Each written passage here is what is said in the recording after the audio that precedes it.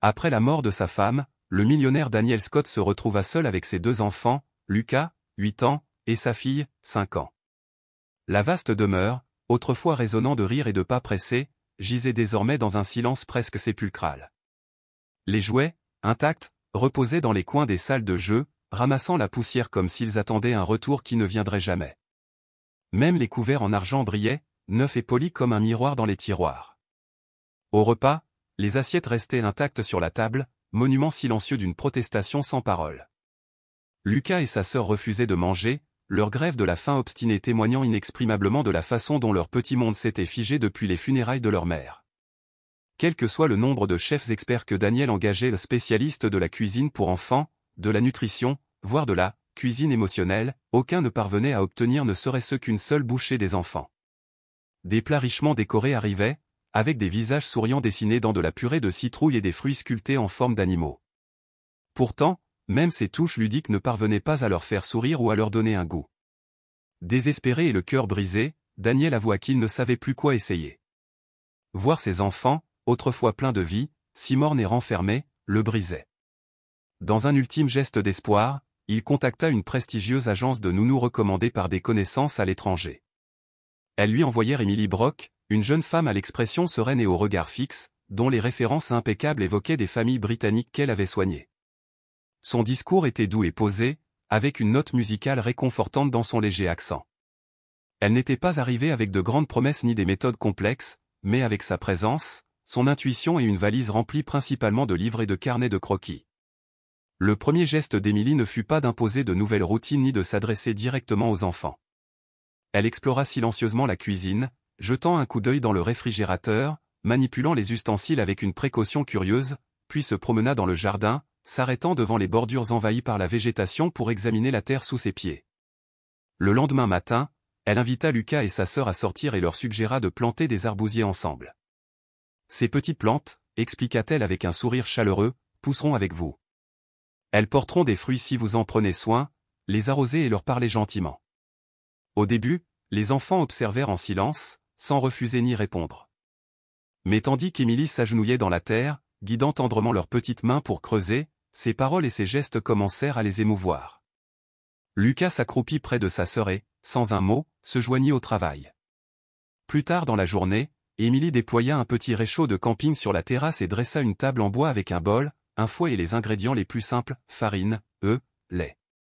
On ne cuisinera pas dans la cuisine aujourd'hui, les taquina-t-elle. Laissons l'air frais et le soleil nous aider. Intrigués, les enfants la regardèrent mélanger la pâte et la verser dans la poêle, la préparation grésillant en cercles dorés qui emplissait l'air d'un arôme chaud et irrésistible. Lorsque la première crêpe apparut, parfaitement dorée des deux côtés, Émilie l'agita comme un trophée. Maintenant, place au plaisir, annonça-t-elle en sortant de petits pinceaux et des bâtonnets de bois. Décorons-les. D'abord hésitant, Lucas et sa sœur trempèrent bientôt leurs pinceaux dans du chocolat fondu et peignirent des sourires en coin et des yeux brillants sur leur création. Leurs rires les premiers depuis des semaines résonnèrent dans le jardin tandis que le chocolat maculait leurs doigts et leurs joues. Depuis la fenêtre de son bureau, Daniel observait, muet de soulagement et d'émerveillement. C'était la première fois depuis les funérailles qu'il voyait ses enfants sourire. Il réalisa qu'Émilie n'avait pas seulement préparé un repas, elle avait transformé le repas en un jeu partagé, un moment de pure immersion dans l'instant présent. Ce samedi-là marqua la naissance d'une nouvelle tradition familiale. Chaque week-end, ils se réunissaient dans le jardin pour préparer des repas simples en plein air, mélangeant les ingrédients en riant, acceptant leurs erreurs et savourant ensemble les petites victoires. Tout comme les minuscules arbousiers prenaient racine dans la terre, Émilie s'enracina dans leur vie, nourrissant non seulement les plantes, mais aussi le fragile espoir et la joie qui semblaient autrefois perdus à jamais. Émilie n'avait pas établi de règles strictes, mais, petit à petit, un doux sentiment d'ordre revint, non pas la discipline rigide d'un pensionnat, mais le rythme chaleureux et harmonieux d'un foyer en pleine guérison. Lucas, qui avait autrefois passé des heures à regarder par la fenêtre, commença à bombarder Émilie de questions sur les plantes qu'il voyait dehors. Sa curiosité s'éveilla et, bientôt, il se mit à dévorer des livres scientifiques. Émilie le prit par la main et le conduisit à la bibliothèque, où ils choisirent des ouvrages sur le jardinage, la vie animale et le fonctionnement du corps humain. Entre-temps, Émilie redécouvrit sa passion pour le dessin. Au début, sa main tremblait, ne dessinant que des lignes hésitantes, mais avec le temps, ses croquis gagnèrent en assurance et en assurance. Bientôt, des pages entières débordèrent de fleurs éclatantes, de cœurs dansants et de joyeux portraits de famille, et les murs de la salle de jeu devinrent une galerie colorée de ses œuvres. Les étagères, autrefois clairsemées, regorgeaient désormais d'histoire. Le coin lecture, longtemps abandonné, était à nouveau jonché de coussins dépareillés et réchauffé par des tasses de chocolat chaud. Daniel observait ces transformations avec émerveillement et un plaisir discret. Ce qui le touchait le plus, c'était de réaliser qu'il n'avait plus besoin d'orchestrer chaque instant ni de superviser chaque émotion. Émilie ne guidait pas seulement les enfants, elle le guidait aussi. Leur relation, au départ strictement professionnelle, instructions écrites, planning précis, mise à jour officielle évoluait au gré des notes du carnet quotidien. Une note relatait la question perplexe de Lucas, pourquoi les fraises ne sont-elles pas bleues? Une autre décrivait le ver qu'elle avait trouvé dans le jardin, affectueusement nommé Gustavo, dont le passe-temps favori était de grignoter de grandes feuilles vertes. Ces petites anecdotes étaient lourdes de sens. Les après-midi de Daniel, autrefois hantés par le silence, résonnaient désormais de rires sincères provenant du jardin ou des rires libres, purs comme ceux des enfants. Et le soir, lorsque le silence s'installait dans la maison, Émilie s'attardait souvent dans la véranda, un livre à la main. Daniel commença à la rejoindre, partageant d'abord simplement l'espace, puis se livrant. Ils parlaient de romans et de mélodies, des manies de leurs enfants, se confessant même des bribes de leur passé. Il y avait chez Émilie une force sereine douce sans tendresse, ferme sans dureté ou qui était contagieuse. Elle était bien plus qu'une nounou, c'était une guérisseuse qui comprenait ce que signifie réellement reconstruire. Un après-midi de printemps, alors que les pommiers s'épanouissaient en fleurs blanches, Daniel organisa un pique-nique sous leurs branches. Il étendit des couvertures et prépara un festin simple, tandis qu'une douce musique retentissait d'un haut-parleur dissimulé au milieu des fleurs. Lucas et Émilie tressèrent des couronnes de marguerites et traversèrent le verger à toute vitesse. Émilie riait, assise dans l'herbe, les cheveux ornés de pétales, regardant les enfants cueillir des fleurs. Puis, au cœur de cet instant parfait, Daniel s'agenouilla près d'elle.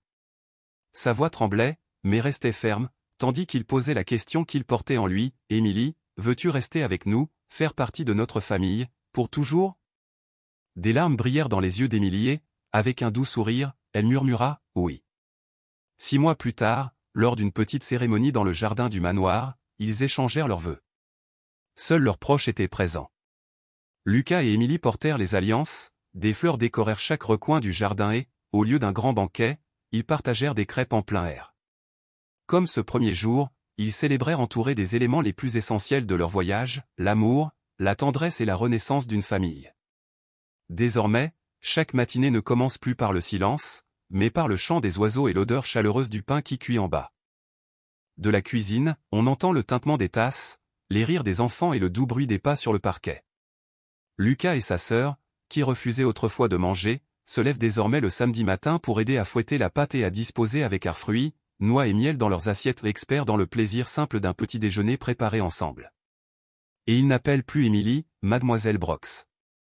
Maintenant, ils l'appellent « maman », sans hésitation.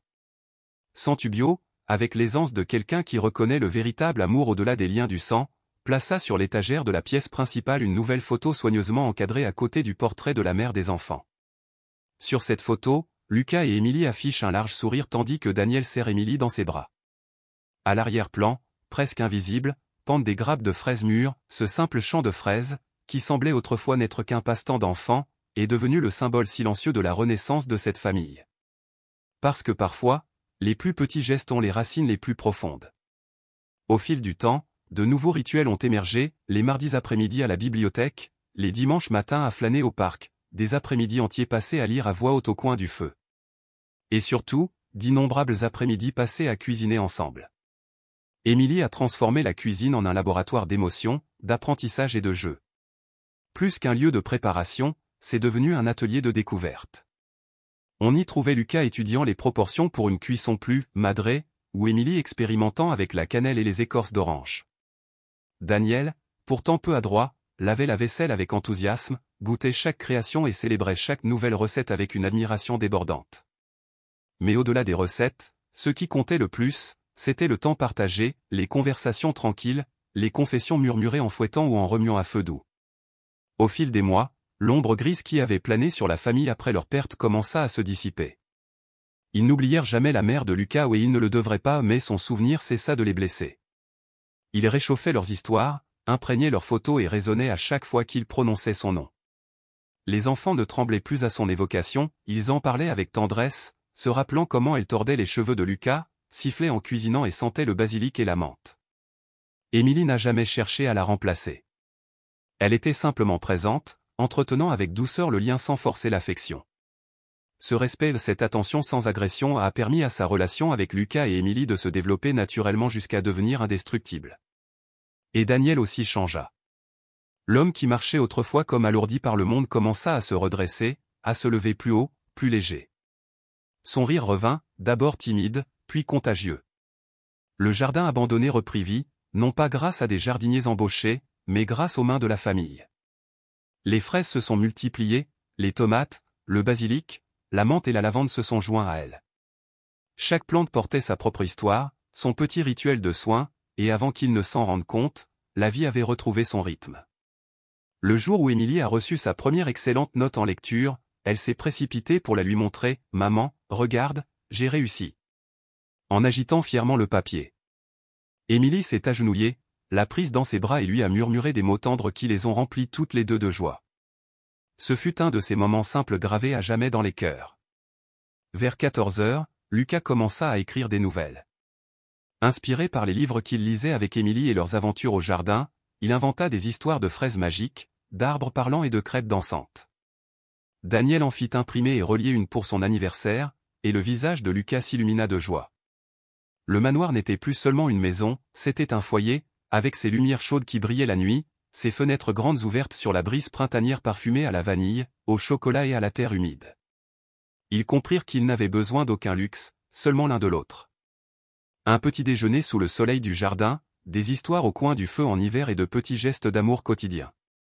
Sans chercher ce rôle, Émilie est devenue le cœur de leur foyer, non par force ou sagesse, mais par sa façon de voir les enfants, des âmes à nourrir, Daniel un père courageux en quête de guérison.